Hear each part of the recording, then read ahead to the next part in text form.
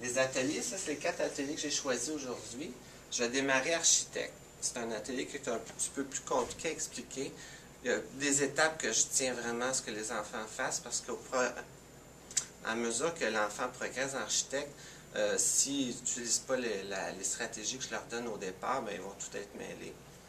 Alors, j'ai architecte, puis ce que j'ai ajouté, étant donné que j'ai le tableau blanc, je vais essayer de le montrer sur le tableau blanc. Je ne sais pas ce que ça va donner parce que c'est en 2D, en 2 dimensions.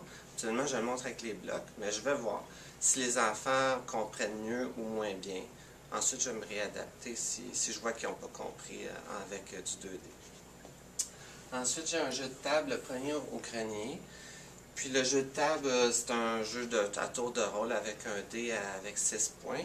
Et puis les enfants doivent parcourir le chemin puis aller jusqu'au grenier. Puis il y a des petites cartes. C'est un cherche et trouve en même temps. Alors je trouve ça intéressant. Le premier au grenier, moi je trouvais ça important d'avoir 2 jeux. Si j'ai une équipe de 5 à jouer à un jeu de table, c'est trop long pour les enfants de 5 ans. Alors j'ai 2 jeux. Si j'ai une équipe de 5, ben, je vais mettre une équipe de 3 et une équipe de 2 avec 2 jeux. S'ils sont 4, ben là, les 4, je peux les mettre sur le même jeu.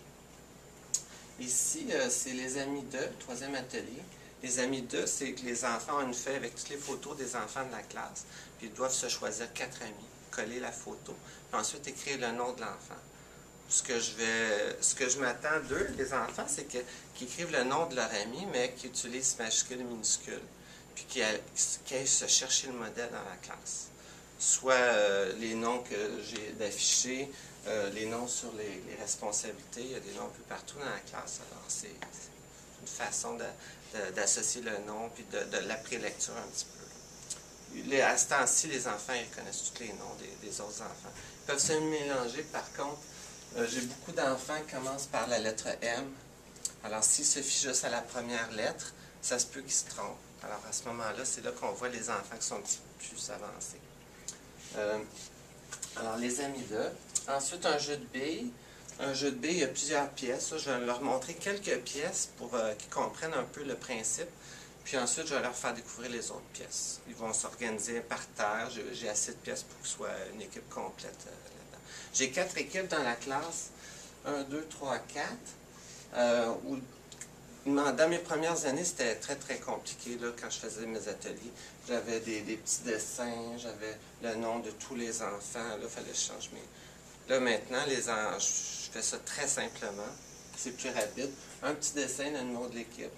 Puis quand je refais mes ateliers le lendemain ou l'après-midi, je vais juste effacer le numéro de l'équipe et je le descends. Et le 1 descend ici, le 4, je le monte en haut. C'est super simple. C'est pas compliqué de cette façon-là. Je m'attends à ce que cet atelier-là finisse très vite. Alors, quand ils ont terminé, ils peuvent aller en jeu libre.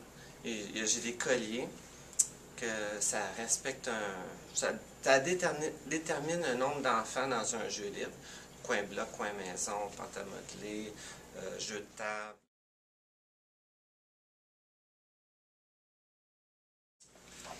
Les 2 ateliers où je devrais être plus présent, c'est architecte, je vais toujours être là. Puis j'ai placé le premier au grenier près de moi, quand même, parce que si je vois que un peu de chicane ou ils n'ont pas compris, je vais pouvoir intervenir. Puis tandis que le jeu de billes, ben, ça va être par terre au centre, ils vont s'organiser beaucoup.